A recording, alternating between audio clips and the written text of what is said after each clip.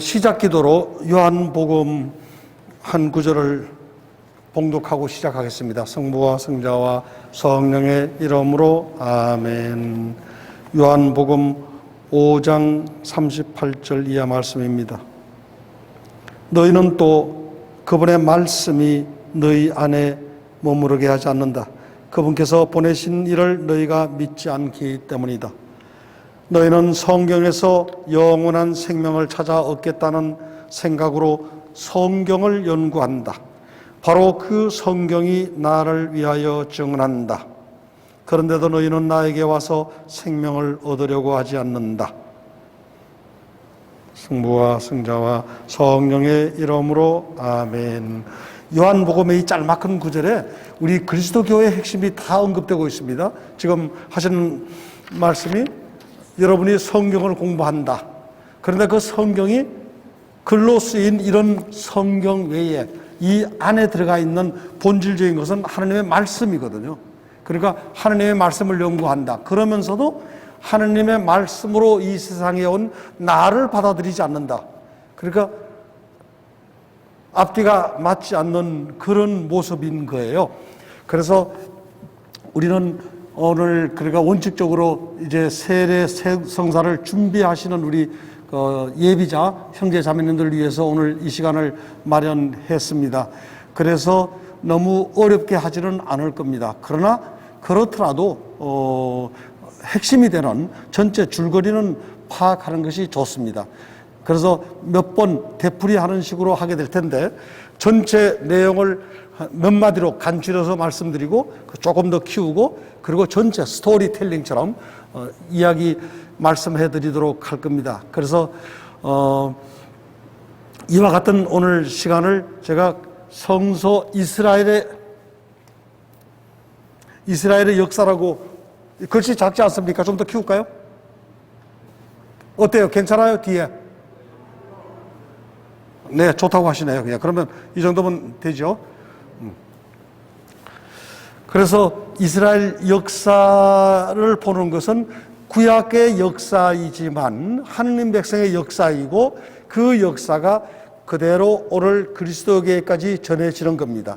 그런데 물론 유다인들은 구약만 믿고 신약의 우리 그리스도교 역사는 믿지 않습니다. 여하튼 이것을 우리는 성경이라고 합니다. 여기 성경이라고 쓰여 있지만 우리 예비 신자들을 위해서 설명을 한다면 사실 이 책은 성경이 아니라 성서입니다. 잘못된 거예요.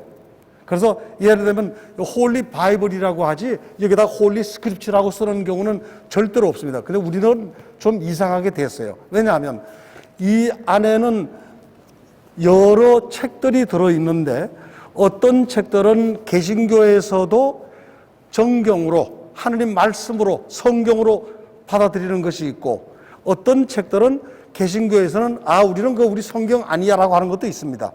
그러니까 개신교든 천주교든 모든 사람에게 이 책은 거룩한 책.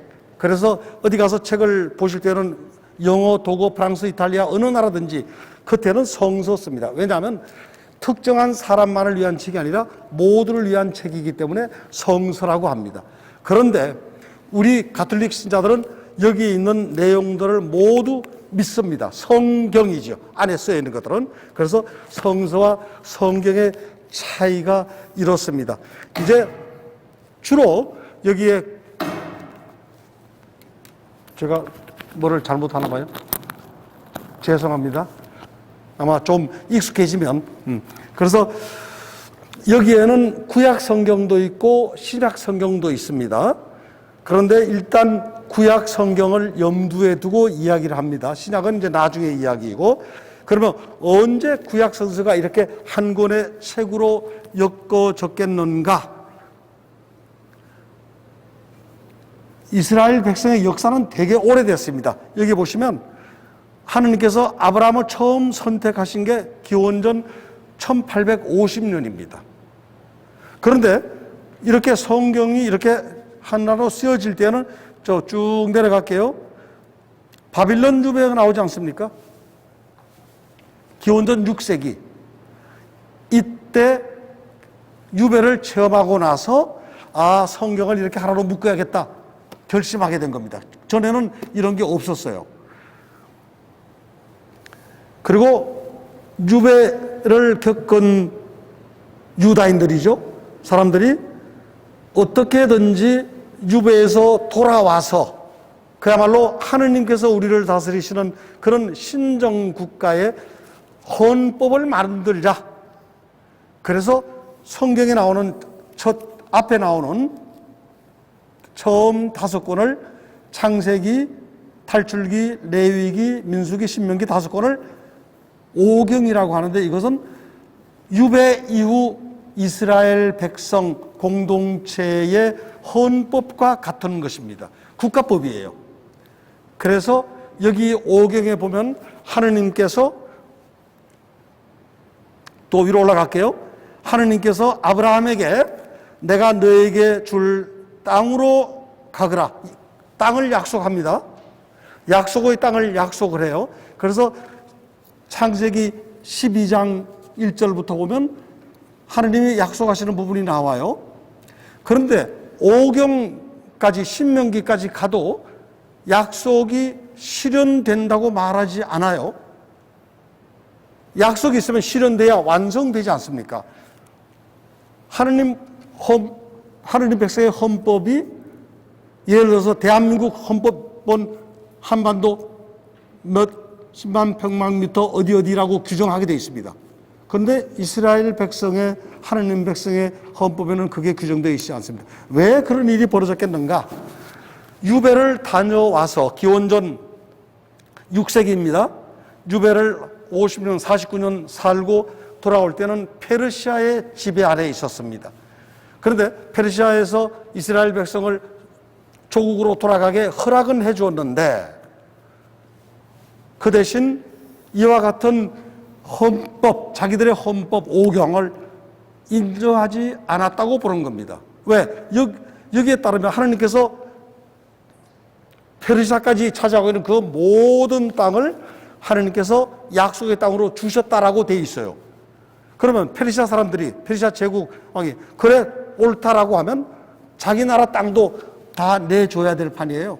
그러니까 땅 내주고 싶지 않죠. 그래서 인정하지 않았다고 보는 거예요. 이런 것들 때문에 학문적으로 말한다면 오경 이후에 여호수아기가 나오는데, 여호수아기에도 보면 아직도 이스라엘 백성이 다 차지하지 못한 땅이 많다, 이렇게 얘기를 해요.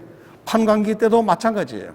그래서 원칙적으로 말하면 나중에 사무엘기, 열왕기까지 전체적으로 포괄해야, 그래야 하나님의 약속이 실현된다, 이렇게 보는 겁니다.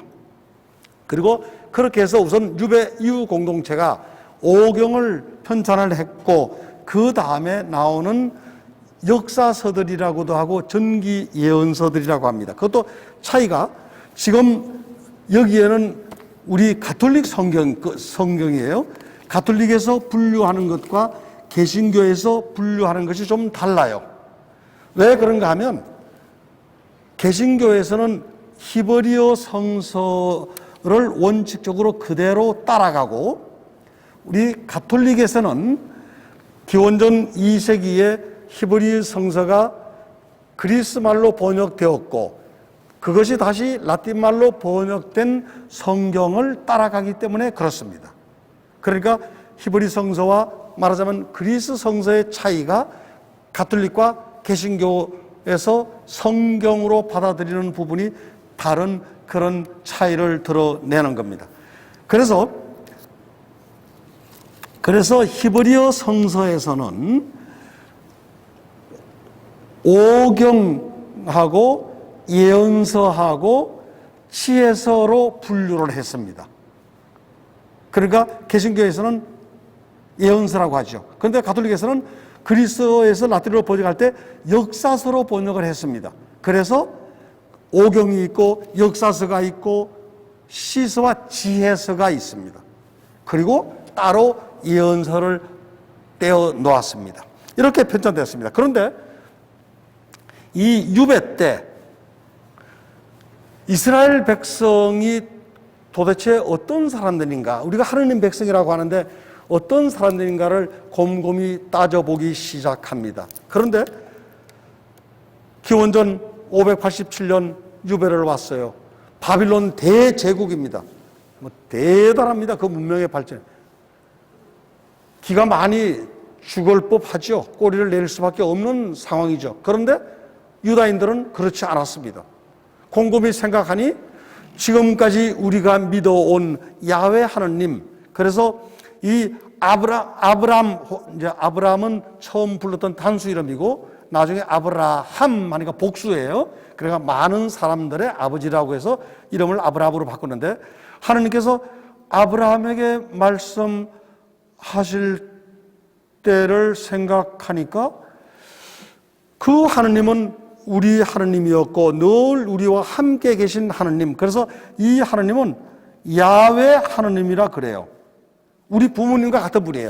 그러니까 부모님께서 나를 낳아주시고 먹여주시고 키워주시면, 그러면 그 부모님은 야훼 하나님과 같은 분이에요. 그런데 유배 와서 생각해 보니까 우리 부모님이 그냥 부모님이 아니고 온 세상에 있는 모든 부모들을 다 창조하신 부모님이에요. 그래서 창조주 하나님을 생각하게 된 겁니다. 그러면 어떻습니까?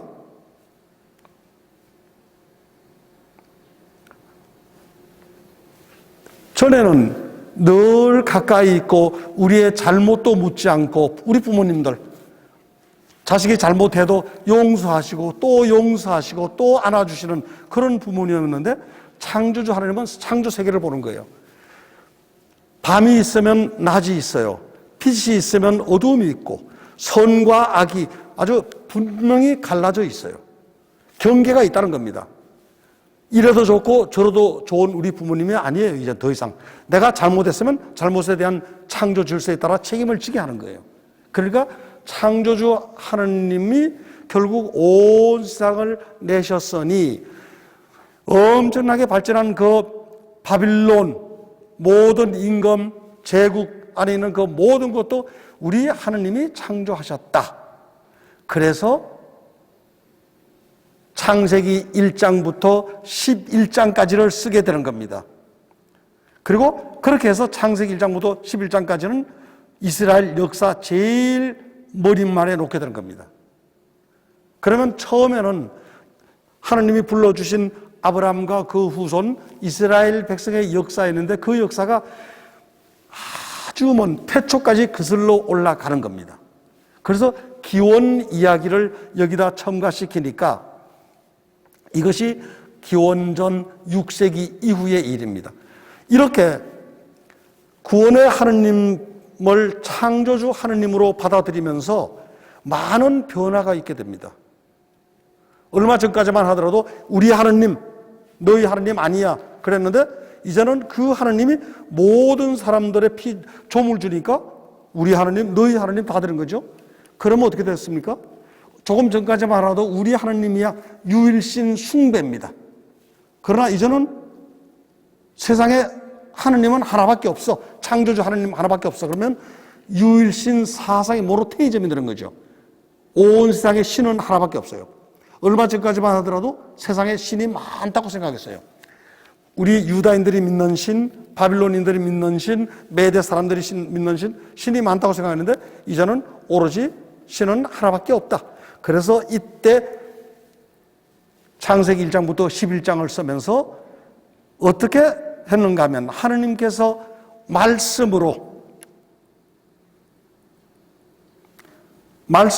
세상을 창조합니다. 그리고 사람을 창조하신 뒤에 약속의 땅이죠. 땅에다 데려다 놓아요. 그리고 이야기합니다. 내가 말하는 대로 내 말을 따르면 땅에서 살고 여기서 살지 않으면 쫓겨날 것이다. 분명히 이야기해 줍니다. 그런데 첫 인간들은 하나님께서 따먹지 말라고 하는 그 과일을 따먹고, 바꾸어 말하면 하나님의 뜻을, 말씀에 순종하지 않았기 때문에 약속의 땅에서 쫓겨납니다. 이제 이런 것이 신명기의 신학 관점이라고 말합니다. 왜 그런가 하면, 신명기계 신학 관점이라고 하는 것은 상선벌악이에요. 잘하면 상을 주고 못하면 잘하면 상을 주고 못하면 벌을 해요. 그러니까 동산에서 하지 말라는 걸 했으니 당연히 쫓겨나야 되는 겁니다. 용서라는 게 있을 수 없는 일입니다. 창조 세계에서는 용서가 있을 수 없습니다. 만약에 모든 것을 두루뭉술 넘어가게 하면 이 지구는 이미 멸망할 수밖에 없습니다. 그래서 이때 하느님 말씀을 지키지 않아서 약속의 땅에서 쫓겨나게 된 것을 이때 기록하게 되고, 그러면서 보편신 개념을 가지게 됩니다. 이제는 누구든지 다 하느님을 믿고 따르게 했습니다. 그래서 기원의 역사와 성조들의 역사를 하나로 연결함으로써 적어도 정신적으로는 모든 바빌론 페르시아인들보다 훨씬 우위에 서게 되는 겁니다. 그래서 지금까지 항상 함께하는 구원의 하느님 대신 이제 창조주 하느님으로 받아들이게 되고, 구원의 하느님 때는 언제든지 용서하시는 분, 언제든지 받아주시는 하느님으로 이해되었지만, 이제는 엄격하게 따지는 하느님이 되어서 잘못을 하면 거기에 해당하는 당연히 벌을 받아야 하는 그런 것이 되었습니다. 그러면 이렇게 해서 이 성경 역사에서 다루는 것이 언제부터입니까? 태초부터. 태초라고 하는 것은 신화의 세계입니다. 그래서 창세기 1장부터 11장까지 보면 신화의 세계에서 말하는 그 틀을 따르고 있습니다. 신화의 세계라고 하는 것은 어떤 식으로든 오늘 이 순간 우리 눈에 보일 수 있는, 우리가 확인할 수 있는 그것의 최초 기원까지 올라가는 것을 신화의 세계라고 말합니다. 그러니까 오늘 존재하지 않는 것에 대한 신화는 없습니다. 예를 들어 불의 신화, 사랑의 신화 하는 것은 오늘 있기 때문에 그렇습니다. 그래서 처음부터 아득한 먼 옛날로 거슬러 올라가게 됩니다. 여하튼 하느님께서 당신 백성을 처음 선택할 때에는 아브라함을 선택하셨고 아브라함에게 약속의 땅을 주겠다고 말씀하십니다. 그러니까 항상 땅 문제예요. 그리고 나중에 구약 성서 전체에서 보면 땅에 있는 물, 마실 물이죠. 물 문제입니다. 생명과 같기 때문에. 그래서 하느님 말씀을 따르면 살고 따르지 않으면 쫓겨날 텐데, 그래서 이 아브라함을 우리는 믿음이라고 그러죠.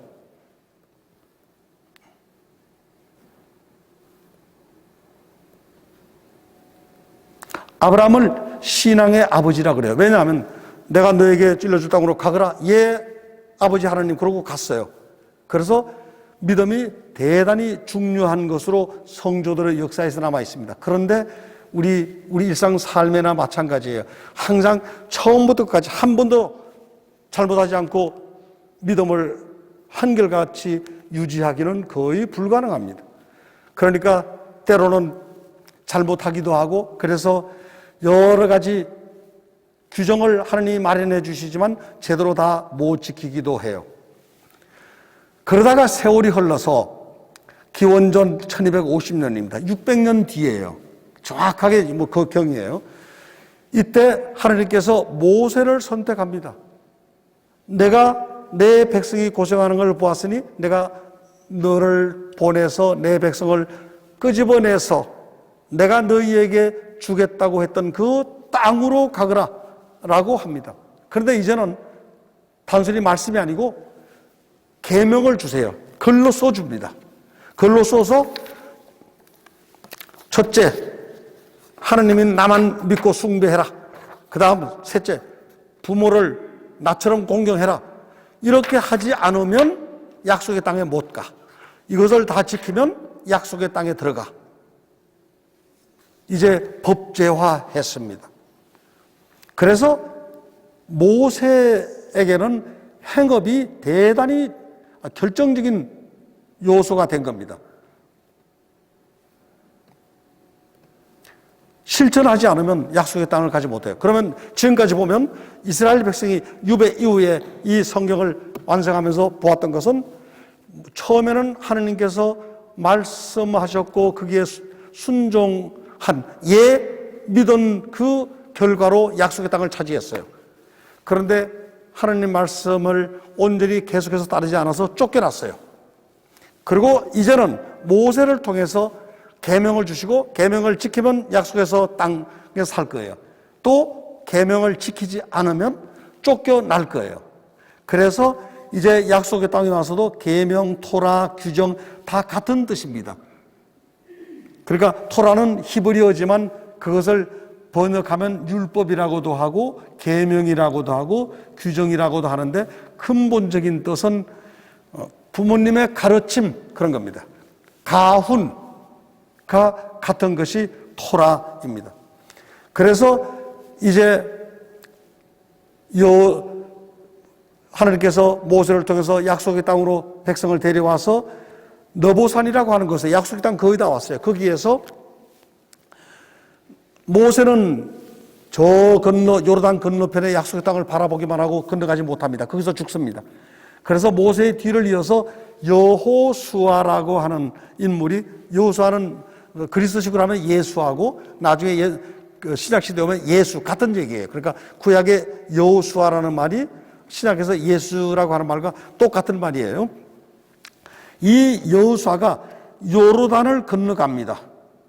요르단 강을 건너서 약속의 땅을 차지하죠. 그러면 이게 아마 개신교에서는 그 찬송가도 있죠.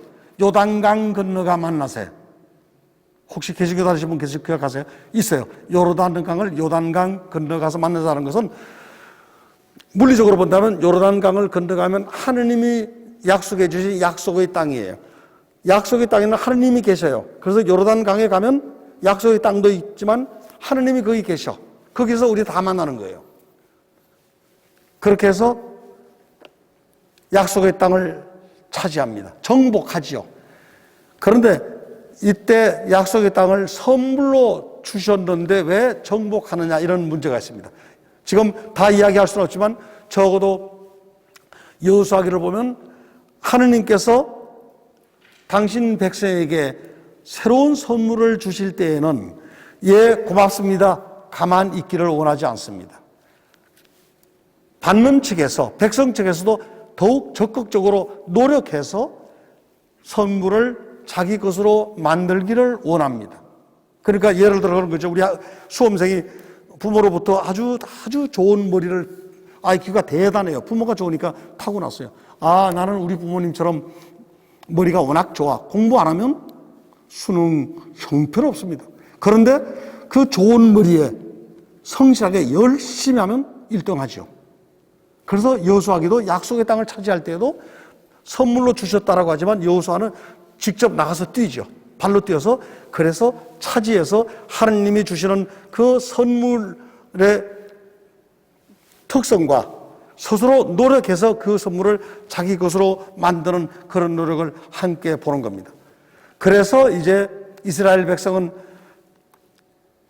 여호수아를 거쳐 판관 시대로 오고 그러면서 땅을 차지하고 기원전 1025년에 왕정 전체를 통일합니다. 전체라고 해봤자 사실 이스라엘 팔레스티나 여러분들 많이 가보셨겠죠. 가보셨지만 예루살렘 주변이 그렇게 크지 않습니다. 마치 우리나라 궁전이 그렇게 크지 않은 것처럼.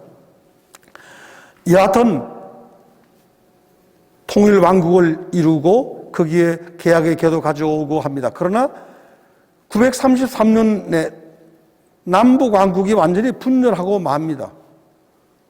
그런데 이렇게 하느님 백성이 약속의 땅을 차지하고 있을 때, 그럴 때 하느님 말씀대로 살지 않고 돈 있는 사람들, 권력 있는 사람들, 이런 사람들이 가난하고 힘없는 사람들을 계속해서 핍박하고 억압하고 착취하는 일들이 자꾸 벌어지게 됩니다.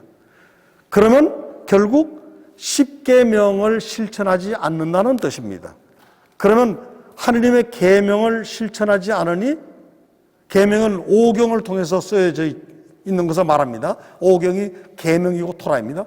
그러면 그 계명을 임금이 또 사회 지도자가 유력한 사람이 지키지 않는데 누가 그 길 쫓아가서 여러분들 그렇게 사시면 안 됩니다. 임금님 그러지 마십시오. 누가 얘기할 거예요?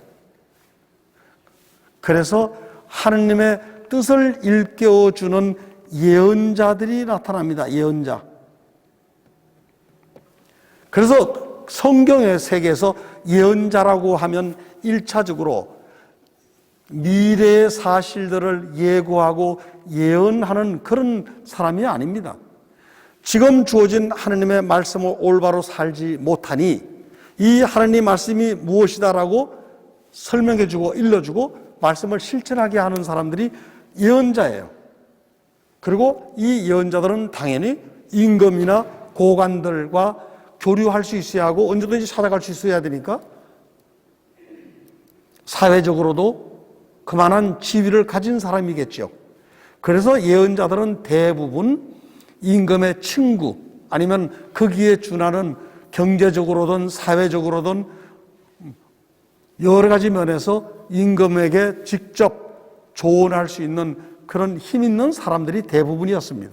그러다가 시간이 흐르면서 나중에 예언 학교가 있어서 예언 학교에서 수업을 받고 공부를 하고 예언을 하는 경우도 있었습니다만 그런 경우는 그러니까 적어도 우리 성서에 말하는 아모스, 호세야, 전후기 예언서라고 하잖아요.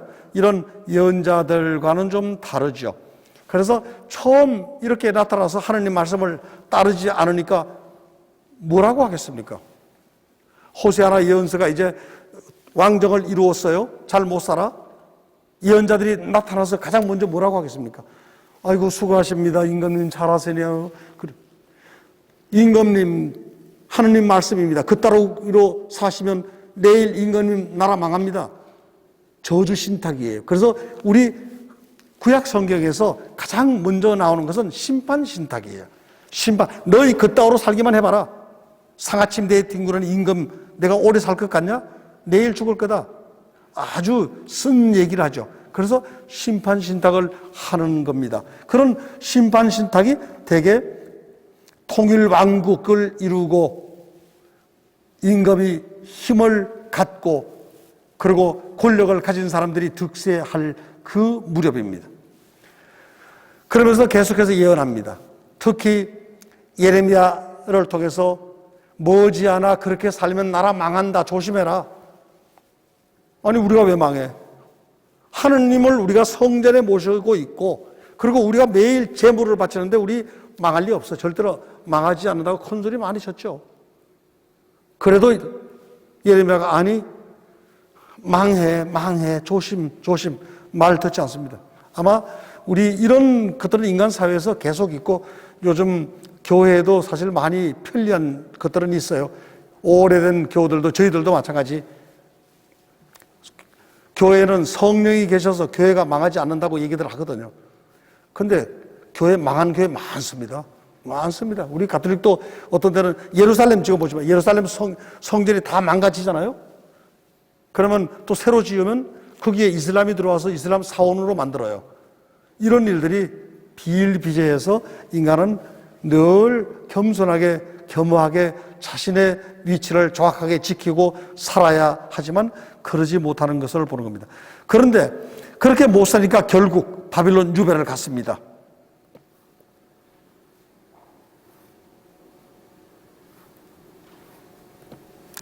바빌론 유배를 가게 되죠. 유배를 가면 어떻습니까? 한 5천 명쯤 갔어요. 그 간 사람이 이제 왕족들, 귀족들, 그 다음에 부자들, 그 다음에 그 여러 가지 기능공들, 기술자들, 실력자들 한 5천여 명 끌고 갔거든요. 그리고 성전 다 파괴했어요. 성벽도 다 무너뜨리고. 그리고 폐허가 된 그 땅은 일반 서민들이죠. 서민들에게 다 나눠줬어요. 나눠주고 아주 높은 세금을 거두어 드렸죠.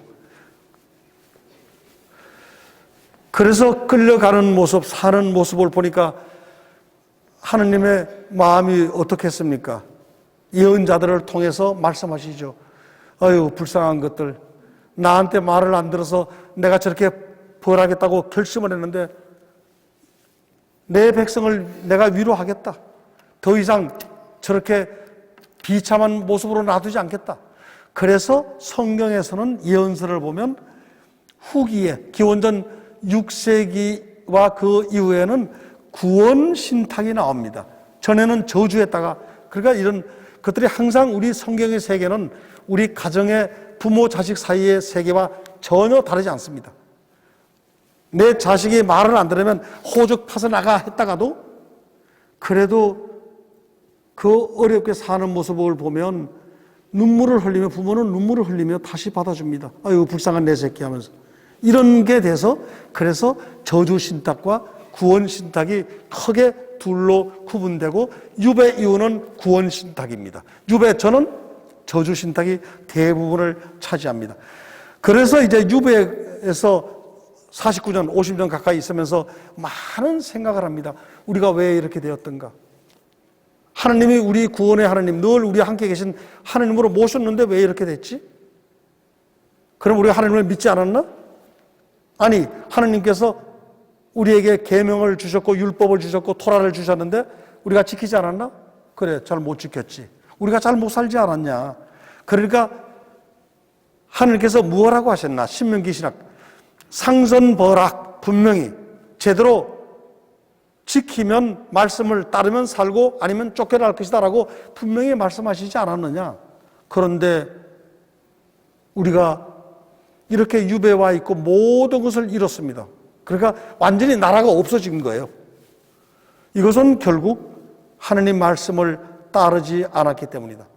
그렇다면 이 유배지에서 과연 우리가 약속의 땅으로 다시 갈 수 있을까?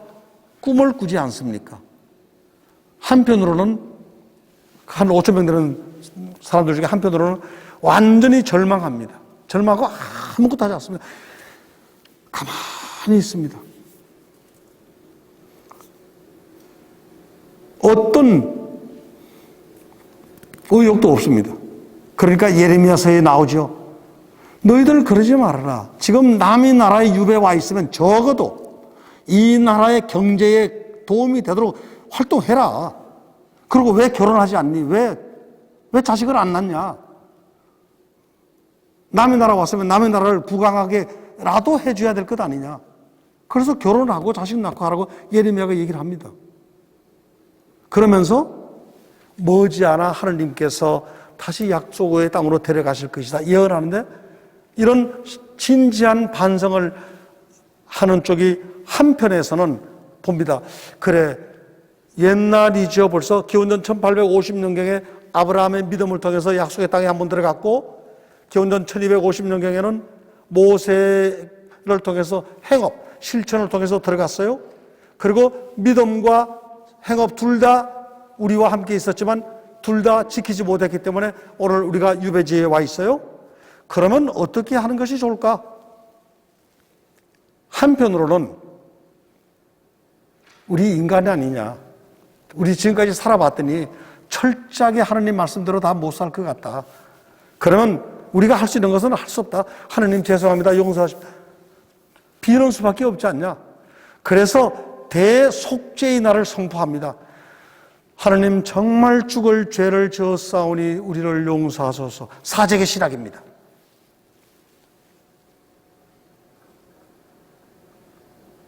그러면서 우리가 다시 약속의 땅을 올라갈 때 지금 유배지에 있는 사람들은 대부분 사제들, 왕족들, 지식인들, 배운 사람들, 힘 있는 사람들이죠. 그 사람들이 다시 올라갈 희망을 키워가면서 만약에 간다면 어떤 근거를 가지고 있으면 좋겠다 이겁니다. 왜냐하면 50년 가까이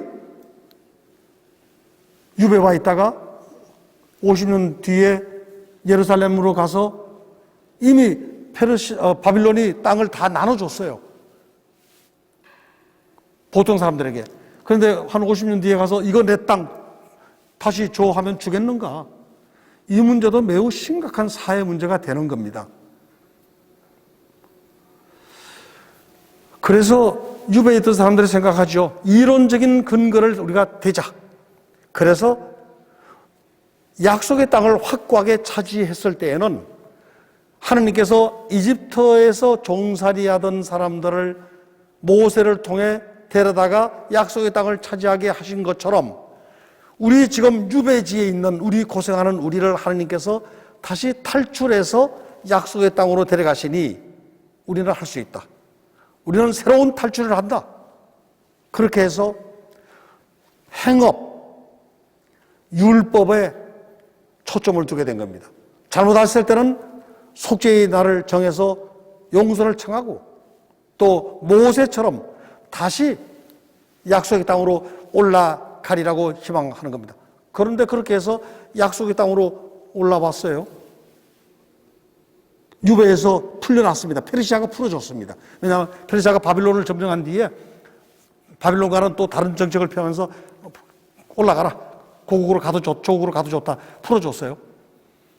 그런데 기존에 50년 가까이 땅을 차지하고 자식 낳고 살던 사람들, 그 사람들이 쉽게 내 땅 가져가세요 하겠습니까? 이론적으로 지지 않습니다.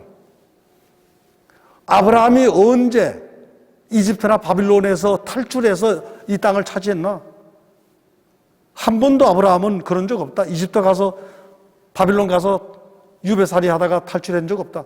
그냥 예하는 그 믿음의 말씀으로 약속의 땅을 차지했다. 그러니 우리는 아브라함의 후손이다 이야기하는 겁니다. 조국에 남아있던 사람들, 땅의 백성이라고 해요. 그 사람들은 우리는 하나님 백성이다 라고 말합니다.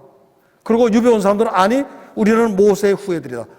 그러면 행업과 믿음이 또 부딪히게 되는 겁니다. 그런데 어느 사회나 마찬가지로 힘 있는 사람들이 결국 이기게 되죠. 그래서 유배에서 돌아온 사람들이 사회 지도자들, 사제들, 귀족들 이런 사람들이니까 결국 힘을 발휘해서 땅을 차지합니다. 여하튼 그때부터 우리 한국 사람하고 비슷해요. 아주 그러니까 그 히브리 성서의 세계가 우리 동양 아시아의 사고와 비슷한 것들이 참 많이 있는데 이것도 그 중에 하나 같아요. 우리가 서로 막 하다가 아니면 누구 처음 만나면 그 생년월일부터 따져요. 그래서 언니 동생 쉽게 금방 해요. 그리고 아니면 싸우다가 너 몇 살이야 하잖아요. 그래서 이 사람들이 싸우다가 아브라함과 모세 싸웠어요. 우리는 모세의 후손이다. 그러니까 그쪽 사람 아니 우리는 아브라함의 후손이다. 너 모세 몇 살이냐? 한 600년 아브라함이 앞서잖아요. 그러니까 결국 너무 어려서 태어나지도 않았는데 지는 그런 얘기들. 그러니까 신약 성경에도 예수님과 연관된 얘기도 이런 게 있어요. 여하튼 이렇게 해서 약속의 땅을 차지합니다. 약속의 땅을 다시 차지하고 성전을 짓습니다.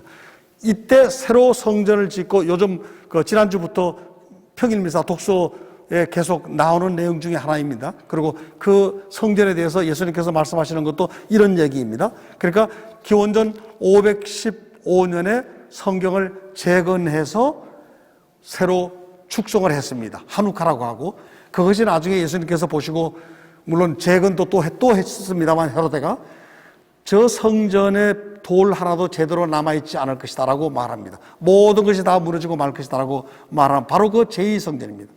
그러면서 이렇게 제2성전이 들어서면서 유다인들이 계속해서 성찰을 거듭하면서 근본적으로 정체성에 대해서 생각합니다. 도대체 우리는 누구인가? 이 세상에 하나님 백성으로 산다는 것이 무엇이며 어떤 것인가? 그래서 유다이즘이라고 하는 말이 생겨나게 됩니다. 유다이즘.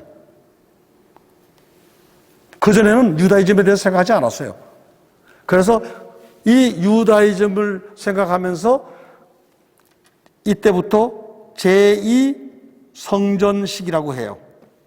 그러니까 여러분들 책 읽으실 때 제2성전식이 하면 유다이즘이 대두되는 때 유다인들이 자기들의 정체성을 부르짖는 그 시기와 맞아 떨어지는 겁니다.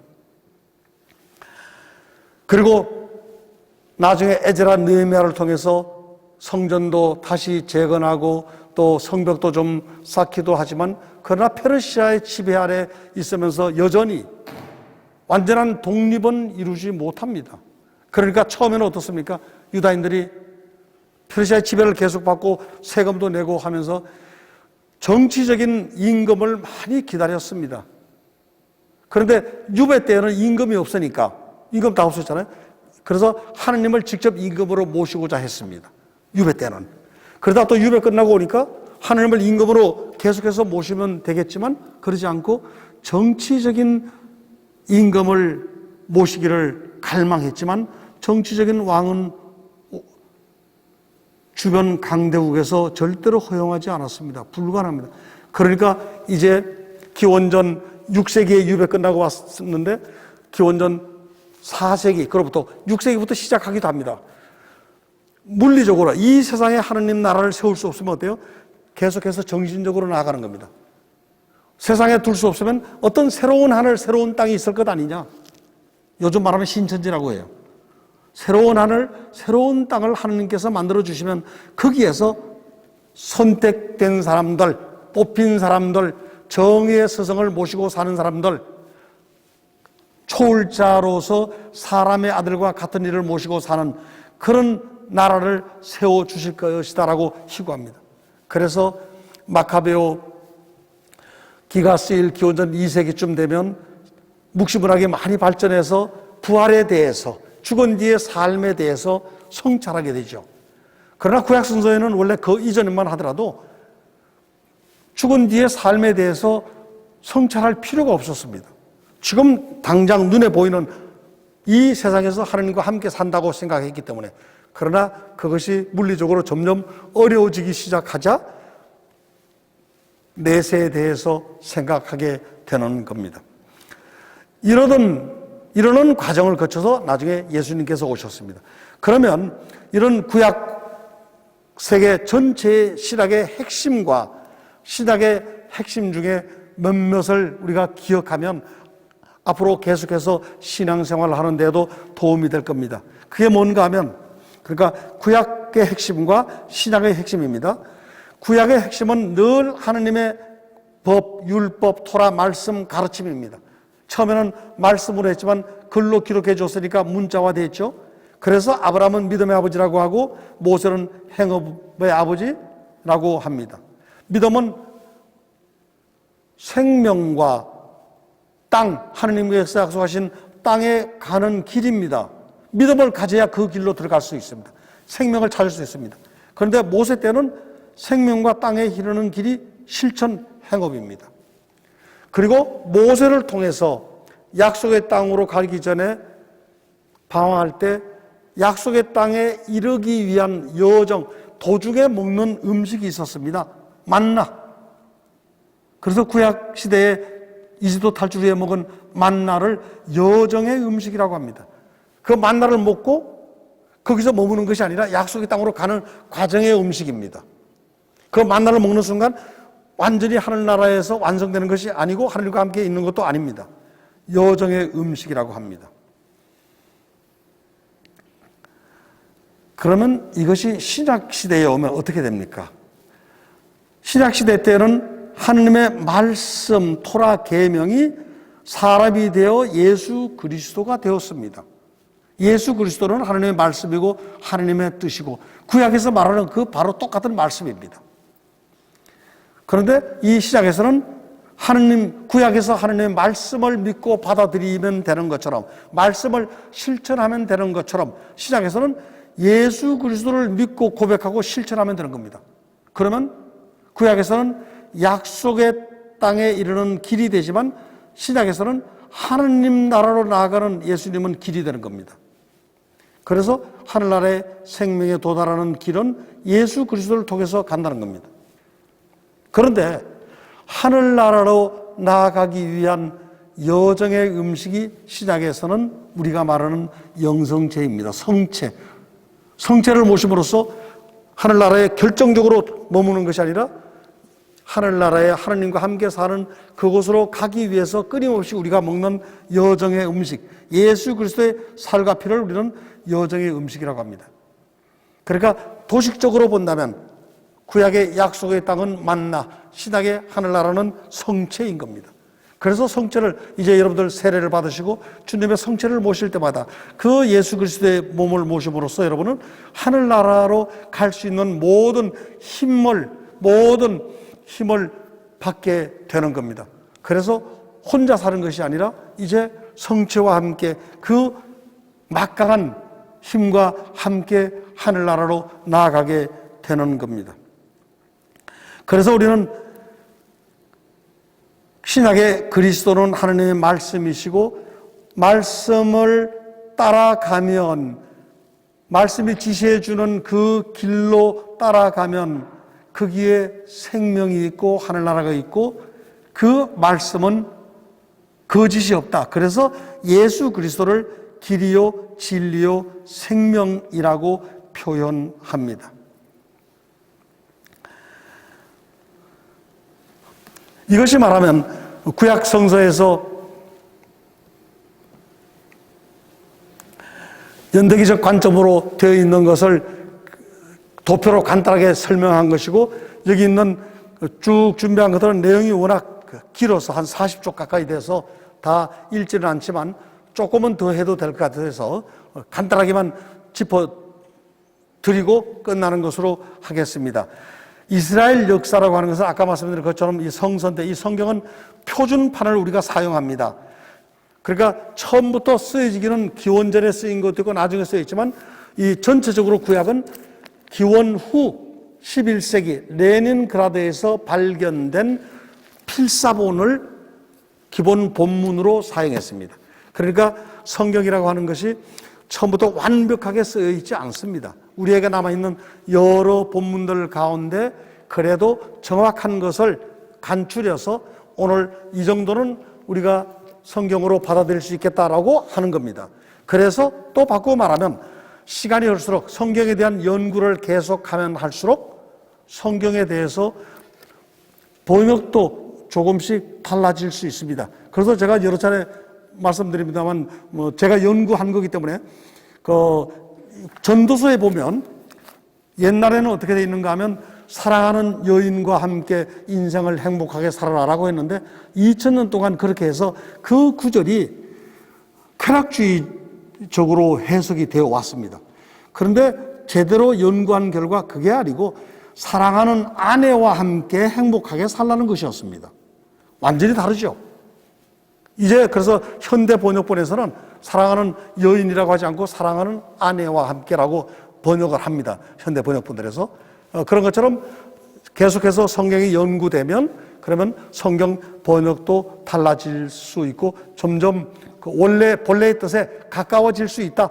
이런 뜻이지요. 그래서 이스라엘 역사를 우리가 다시 구성한다는 것은 오경과 앞에 나오는 정기 예언서 혹은 역사서들에서 말하는 설화줄기를 따라간다는 것을 뜻합니다. 그리고 이스라엘은 분명히 종교 역사입니다. 정치 역사로 말하면 세속적이지 않습니다. 그리고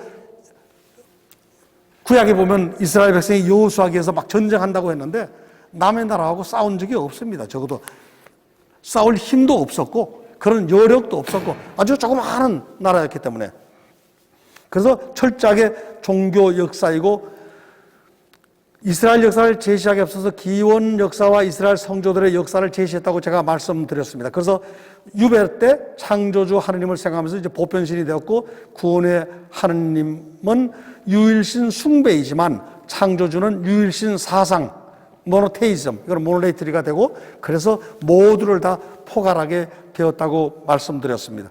그리고 아까 말씀드린 것처럼 창세기 첫 11장은 유배 때 쓰게 되었고 모든 자존심이기도 하죠.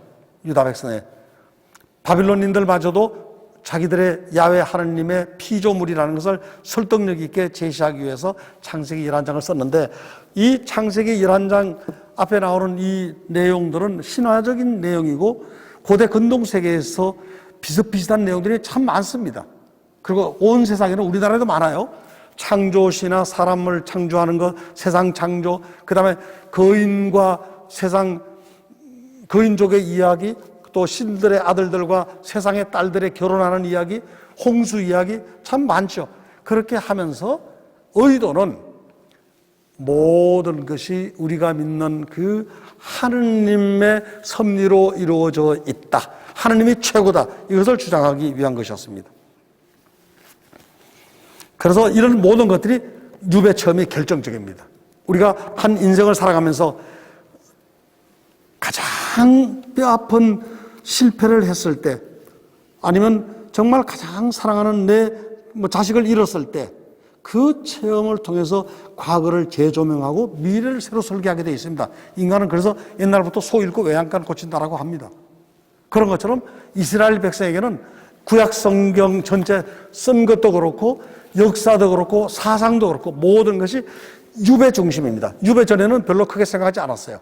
그 엄청난 모든 것을 다 잃고 유배를 겪으면서 내가 누구인지, 과거에 어떻게 살아왔으며 그러면 앞으로는 어떻게 살아갈 것인지, 과연 하나님이 주시는 그 선물로 주시는 약속의 땅에 살 수 있을지 아니면 살지 못할지, 이런 것을 결정적으로 보게 되는 것이 유배 체험입니다. 그래서 구약성서 전체를 볼 때 항상 유배를 가운데 놓고 보시면 좋습니다. 기원전 6세기. 그래서 첫 인간이 하나님의 말씀에 순종하지 않고 자신의 호기심, 곧 자신의 뜻을 추구하고 자기의 분수를 잊어버림으로써 하나님과 함께 사는 땅에서 쫓겨났던 겁니다. 역설적으로 본다면 좁은 땅 대신 인간은 약속의 에덴은 작았잖아요. 넓은 땅을 차지하게 되었지만 이제 하나님과의 새로운 관계, 아주 고통스러운 관계, 어떤 위협이 도사리고 있는지 모르는 그런 위험에 처하는 상황이 되고 말았던 겁니다. 그래서 이제 기원전 1850년 아브라함을 선택했다고 그랬고 그 쭉 이야기들이 같은 내용들입니다.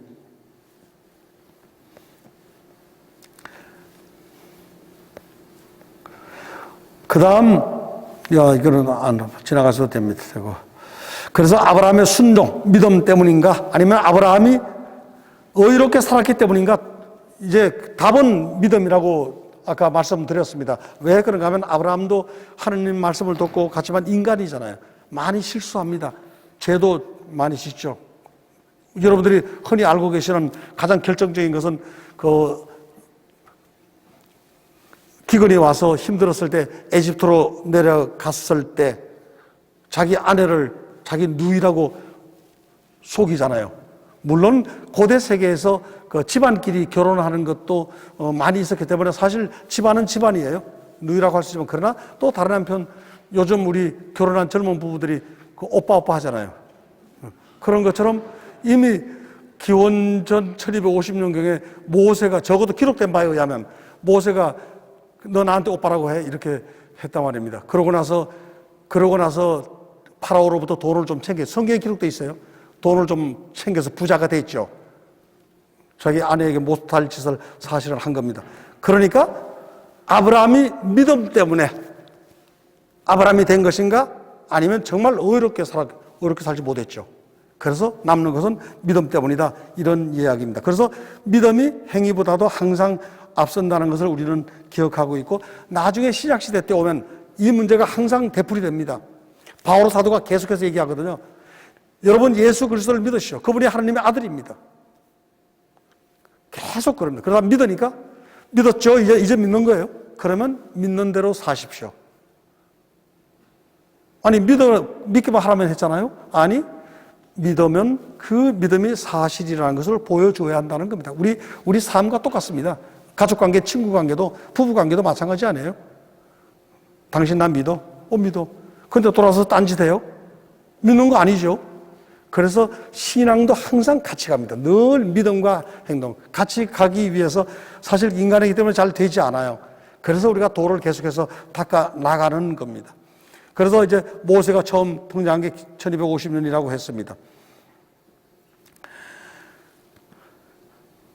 그래서 모세를 통해서 하나님은 당신 이름이 야훼, 나 있는 자 나. 근데 그렇게 계시하는데 야훼라고 하는 그 뜻이 나다, 이런 뜻입니다. 그러니까 여러분 좀 들으셨을 I am who I am, 나는 있는 자 그다 라고 하는 것이 그 번역을 문자 그대로 직역이라기보다도 단어를 옮겨서 그렇지 쉽게 말하면 나다, 그런 겁니다. 우리 쉽게 얘기하면 이제 끝나고, 요즘에는 잘 우리 가정에서도 많이 문화가 바뀌었어요. 전에는 다 열쇠를 가지고 다니고 아니면 열쇠가 많지 않으니까 그냥 외출했다가 들어갈 때 벨 누르면 누구세요? 문 열어주는데 나야 하고, 요즘에는 뭐 뚝뚝뚝 누르고 들어가니까 나야 할 일도 별로 없어요. 근데 시스템은 옛날이 더 좋은 것 같아요. 그러니까 예를 들어서 아들이 외출했다가 집에 들어가서 벨 딱 눌러요. 안에서 엄마가 누구세요? 그러면 나 엄마. 이런 그 교감, 이게 바로 나입니다. 모세가 이걸 알았어야 되는데 알지 못했다, 그런 뜻이에요. 그 야훼라고 하는 겁니다.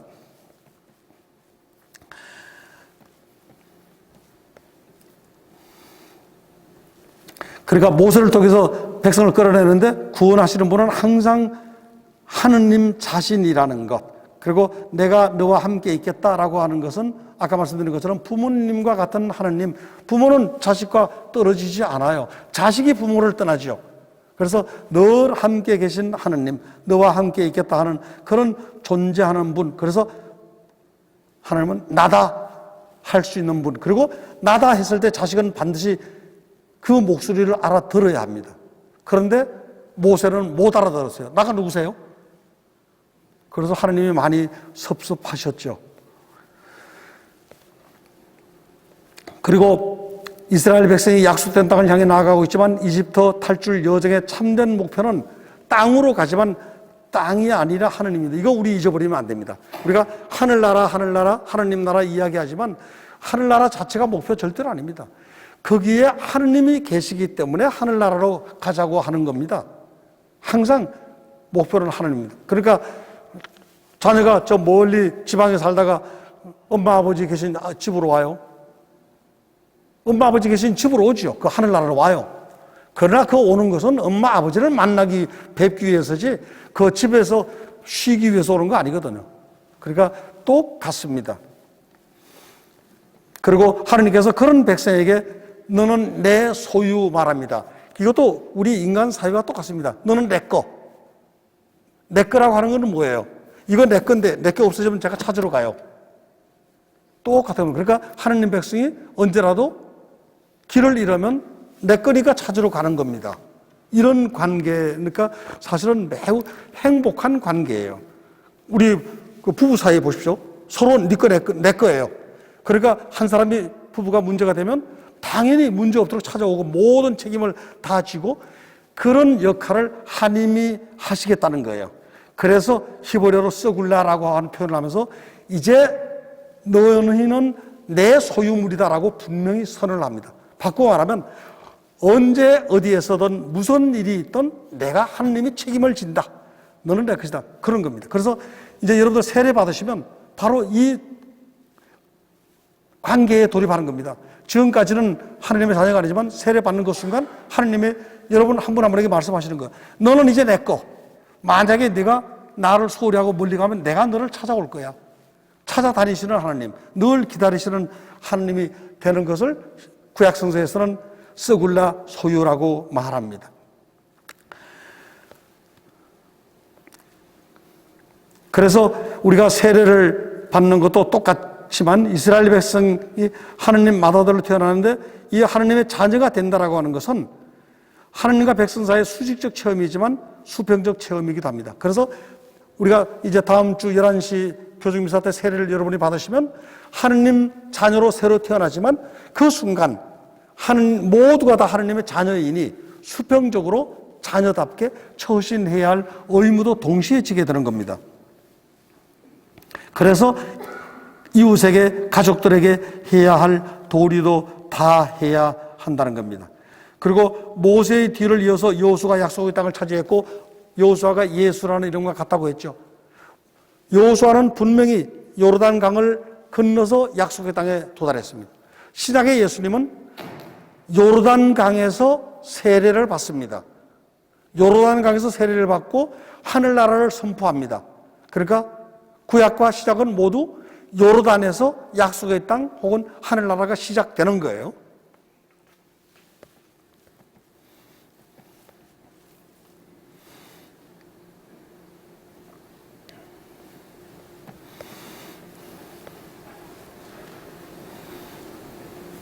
아까 말씀드린 것처럼 예언자들의 활동은 남북으로 갈라진 뒤에 그때 잘 살지 못하니까 아모스호세아 같은 저술 예언가들이 나타나서 너희 그따위로 살지 말으라고 하는 저주하는 심판하는 신탁을 내놓고 그러다가 정말 벌을 받으면 아유 불쌍해라 이제 내가 너를 구해줄 테니까 걱정하지 마 머지않아서 유배지에서 돌아갈 거야 이렇게 위로해 주게 되는 겁니다.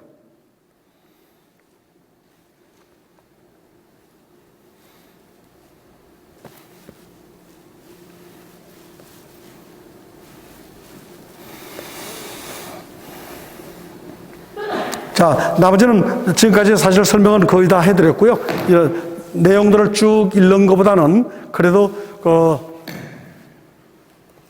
이 도표식으로 이렇게 보면서 눈으로 보셨기 때문에 전체적으로 이해하는 데는 큰 어려움이 없었기를 희망합니다. 다시 간단하게 요약합니다. 그러면 됩니다. 하느님 백성이 살다 보니 엄청난 재난을 겪었습니다. 유배입니다. 그러니까 과거를 돌아보니까 언제 우리가 하느님 백성이 되었지? 기원전 1850년에 아브라함을 통해서 우리가 구원을 받았어. 그래서 믿고 약속의 땅에 살았는데 또 잘 못 살았지? 그러니까 다시 기원전 1250년에 모세를 통해서 율법을 주시고 그 율법을 지키면 약속의 땅에 살게 해주셨지. 그러니 이제 앞으로는 하느님 말씀을 믿고 잘 실천하며 살자. 유배 때 하는 겁니다. 그리고 그게 예수 그리스도께까지 오는 겁니다. 이게 구약 세계 전체의 아주 핵심 중에 핵심입니다. 그래서 이것이 오늘 신약에 와서도 우리가 하느님의 말씀을 믿고 믿는 대로 사는 것입니다. 이제 어렵지 않고 핵심은 파악하셨다고 생각합니다. 자, 그래서 오늘 보니까 우리 영세 준비하시는 분들은 저녁도 못 드시고 사실 오셨어요. 다른 분들도 뭐 비슷할지 모르겠습니다만, 그래서 7시부터 저하고 만나서 또 했거든요. 그래서 정말 오늘 고생 많이 하셨습니다. 하느님께서 다 갚아 주시도록 저는 기도해 드리겠습니다. 그러면 이것으로 마치도록 하고 끊기도 하실 겁니까? 네. 저희에게는 재교육의 기회를 주시고 새로 태어나 신앙생활을 시작하는 예비 신자들에게는 성서 역사 강의를 통해 믿음과 행업을 키워나갈 수 있도록 열정해 주신 신부님께 감사의 말씀을 드리겠습니다. 좋아요. 알았습니다. 주님께서 여러분과 함께